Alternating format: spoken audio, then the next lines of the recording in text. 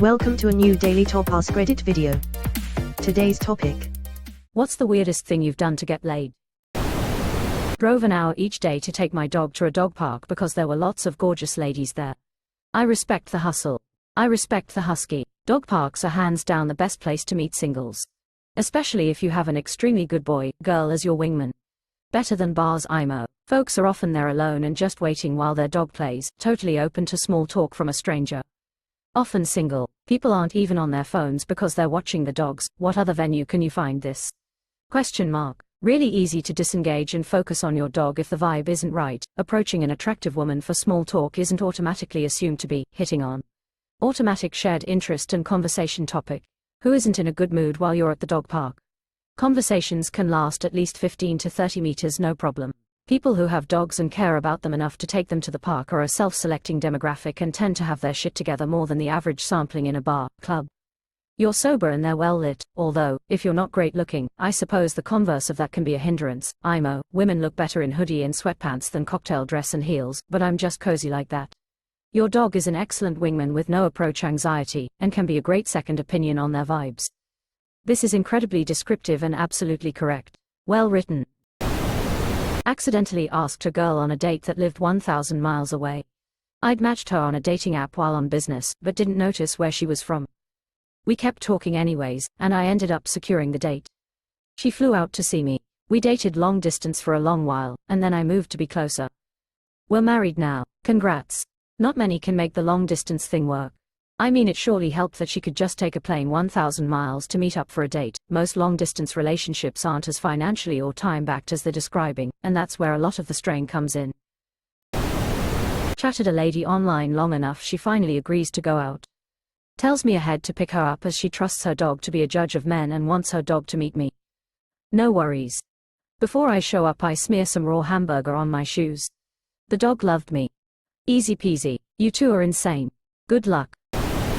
I read books about Van Gogh, Gauguin, Cézanne and a few others to impress a girl. Did not get laid but 25 years later had a blast at the Musée d'Orsay. Totally vindicated.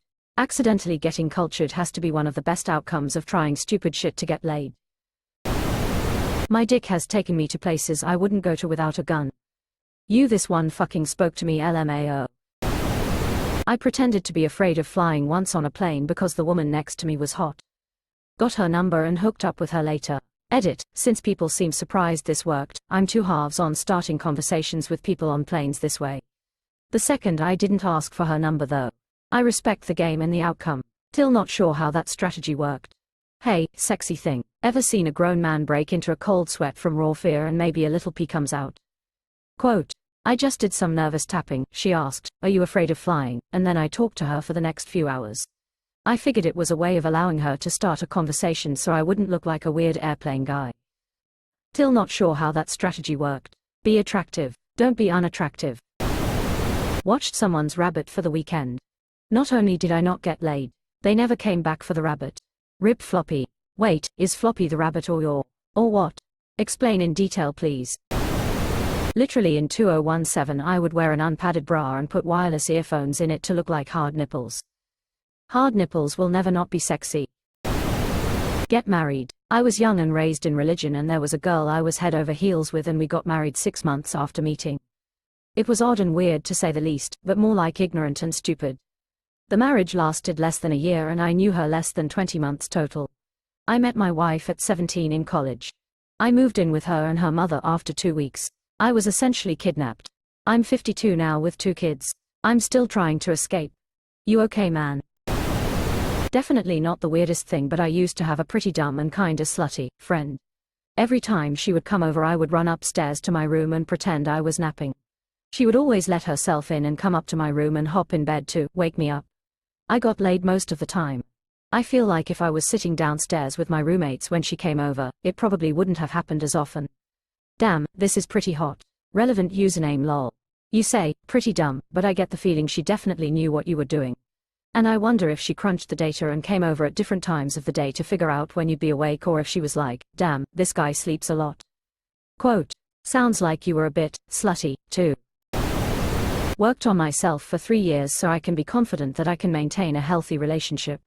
Look at this guy, being all healthy and shit. Kinky. Getting into a cake baking contest. Are we gonna get a story for that? Back in high school there was this girl I was into. She was taking cooking, baking classes and my dumbass decided to join, just to spend some time with her. 2 weeks into it there was going to be a contest between all participants and I was nowhere near ready, but said yes anyway because fuck it. I didn't come first, but I got the prize I wanted. He put his cake batter in her oven.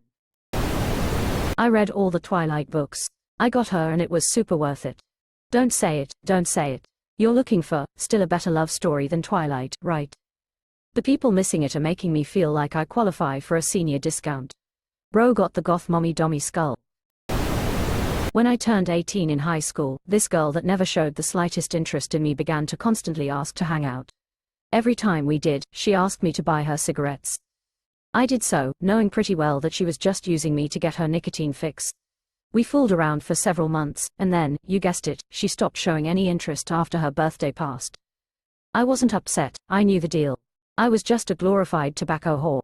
Glorified tobacco whore. Never thought I would read this, but alright. Hot girl said solving a Rubik's Cube is so attractive, so I took a whole weekend to learn how to do it. Couldn't wait to show her. When I did at school on Monday she said, "Oh that's cool. Didn't get any play but now I can solve a Rubik's Cube in 30 seconds lol." She meant, solving a Rubik's Cube is sexy when a sexy person does it. Stupid college days. We would take my dog for a walk, would hook his collar to a fishing pole, let him run around, and when girls would ooh and aw we would slowly reel him back in and they would come talk with us. Early 2000s college was weird. Literally fishing for girls with a dog as bait. My FWB was on date that was super weird. She messaged asking me to come grab her as her brother while pretending to be angry. She was an hour away so I left and kept calling her to make it seem real. Went there and made a scene and took her away. We then drove to a parking lot and she wanted to return favor with amazing sex. I did a similar thing a while ago, but it was just 3 young ladies that were out and about. I told them to just say that I was their uncle if anybody was harassing him, and they can just come back to the table with me. Another woman closer to my age thought that it was sweet that I was taking care of my nieces while they were out and about. We started talking and the 3 young ladies were the ultimate wing girls for me. They talked me up so much that the woman ended up going back to my place that night. Unfortunately, I started seriously dating my now ex a few weeks later and she asked me to remove those young ladies from my social media. I should have kept the wing girls as friends, they were loads of fun. Waited outside in my car for 45 minutes for her and her ex to stop fighting and him to leave so I could get in. I believe you. It's harder to believe she was in the mood after a long fight with an ex. Who knows, maybe that's exactly what gets her in the mood. I had an ex show up at a bar I had a standing music gig at. She hung out for almost an hour just to tell me that she was currently on a date with a guy.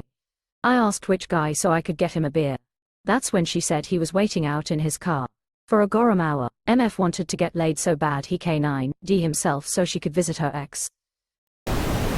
I walked from Arlington to Dallas to lose my virginity when I was 15. I reached her house after 16 hours of walking.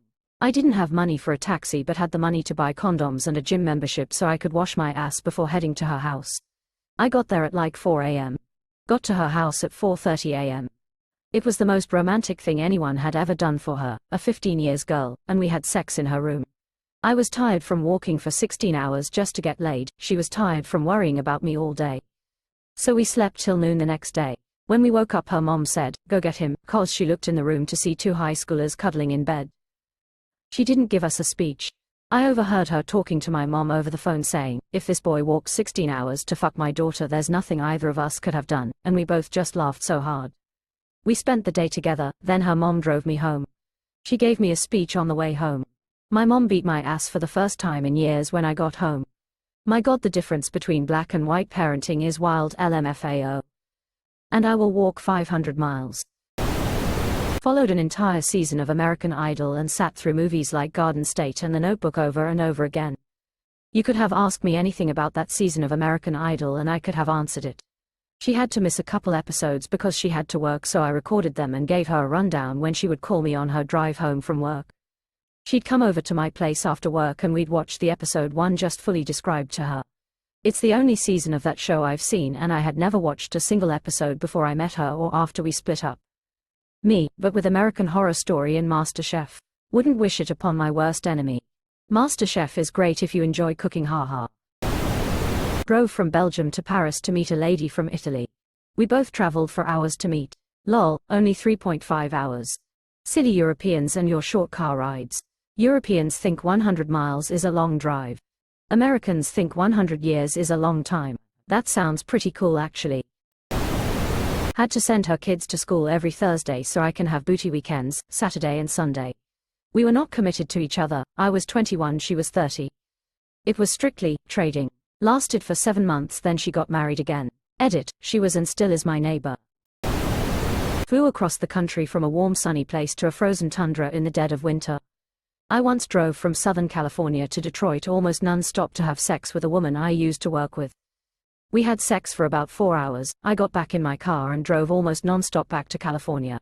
Though I never saw her again, it was well worth it.